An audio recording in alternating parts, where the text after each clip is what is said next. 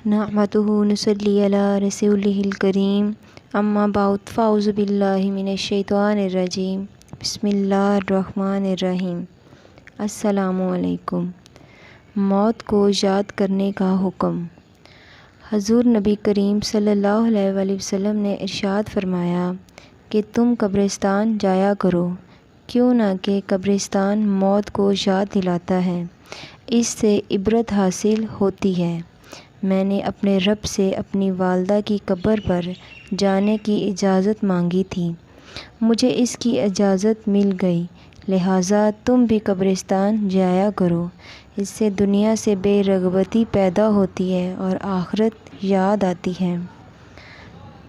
حضرت ابو ذر غفاری رضی اللہ عنہ فرماتے ہیں کہ حضور صلی اللہ علیہ وآلہ وسلم نے مجھ سے ارشاد فرمایا کہ اے ابو ذر، قبرستان جایا کرو، اس سے تم کو آخرت یاد آئے گی، اور مردوں کو غسل دیا کرو کہ یہ نیکیوں سے خالی بدن کا علاج ہے اور اس سے بہت بڑی نصیحت حاصل ہوتی ہے۔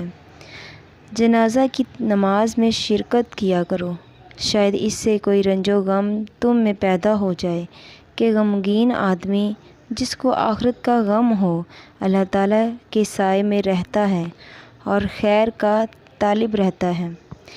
ایک اور حدیث میں ہے کہ آپ صلی اللہ علیہ وآلہ وسلم نے فرمایا کہ تم بیماروں کی عیادت یعنی بیمار پرسی کیا کرو، جنازہ کے ساتھ جایا کرو، یہ آخرت کی یاد دلاتا ہے۔ ایک حکیم کسی جنازے کے ساتھ جا رہے تھے، راستے میں لوگ اس میت پر افسوس و غم کر رہے تھے۔ حکیم صاحب لوگوں کو فرمانے لگے کہ تم اپنے اوپر افسوس و غم کرو، یہ تمہارے حق میں زیادہ بہتر ہے، اس لیے کہ یہ تو چلا گیا اور یہ 3 آفتوں اور مصیبتوں سے نجات پا گیا، پہلے یہ کہ آئندہ اب کبھی اس کو ملک الموت کے دیکھنے کا خوف نہیں رہا، موت کی سختی کی مصیبت اب اس کو نہیں ملے گی، اور نمبر 3 برے خاتمے کا خوف اس کو ختم ہو گیا، لہٰذا اب تم اپنی فکر کرو کہ یہ تینوں سخت منزلیں تم پر آنے کو باقی ہیں۔ حدیث شریف میں ہے کہ ایک جوان مجلس میں کھڑے ہوئے اور عرض کیا کہ اے اللہ کے رسول صلی اللہ علیہ وآلہ وسلم، مومنین میں سب سے زیادہ سمجھدار کون ہے؟ تو آپ صلی اللہ علیہ وآلہ وسلم نے ارشاد فرمایا کہ مسلمان کا کثرت سے ذکر کرنے والا اور اس کے آنے سے پہلے ہی اس کے لیے بہترین تیاری کرنے والا۔ کسی نے عرض کیا کہ یا رسول اللہ، اسلام کا نور سینہ میں داخل ہونے کی کیا علامت ہے؟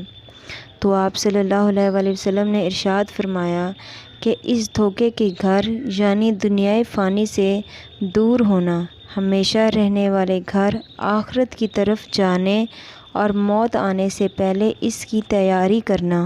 حضرت ابن عمر رضی اللہ عنہ فرماتے ہیں کہ ہم 10 آدمی، جن میں ایک میں بھی تھا، جناب رسول صلی اللہ علیہ وآلہ وسلم کی خدمت میں حاضر ہوئے۔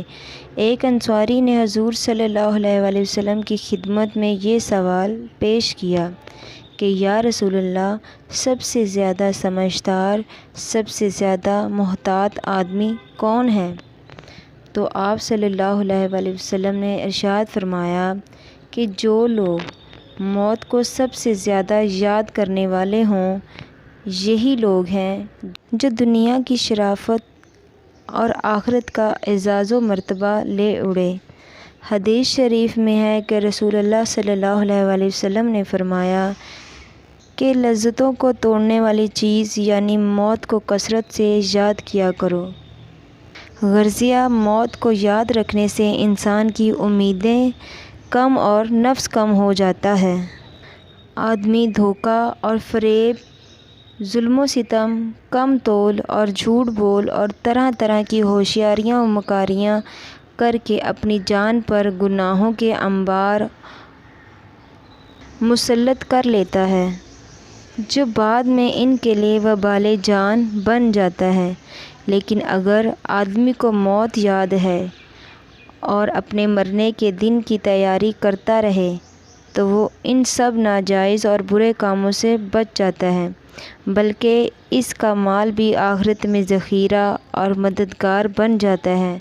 موت کی یاد آدمی کو توبہ کرنے پر آمادہ کرتی ہے، دوسروں پر ظلم و ستم اور ان کا ناجائز مال کھانے اور ان کے حقوق کی حق تلفی کرنے سے باز رکھتی ہے۔ غرض موت کو یاد رکھنے سے آدمی بہت سے گناہوں اور روحانی بیماریوں سے بچ جاتا ہے۔